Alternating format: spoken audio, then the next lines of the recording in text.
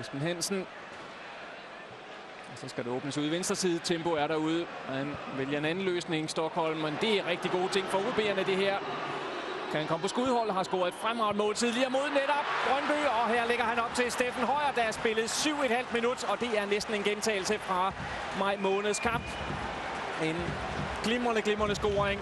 Og skuffelse selvfølgelig i Brøndby-lejren, mens disse OB'er virkelig har fået noget at fejre. Og Steffen Højer starter, hvor han sluttede sidste sæson. Topscorer med 19 scoringer. Og her falder der den første i den her sæson. Ja, det må vi sige, at det er jo egentlig Stockholm, der erobrer den helt ned på egen bane, og så får spillet bolden ud til Tempo. Og nu har vi set og været efter ham og sagt, at han ikke er venstre midtbanespiller. Det vil vi påstå, det er han heller ikke, men altså han er i hvert fald et spiller med overblik, for det er fremragende spil ind til Steffen Højer. Og der kender vi altså, når Steffen Højer får lov til at stå uddækket ind i feltet, så er han en af de sikreste afslutter, vi har herhjemme faktisk. 24, Steffen Højer.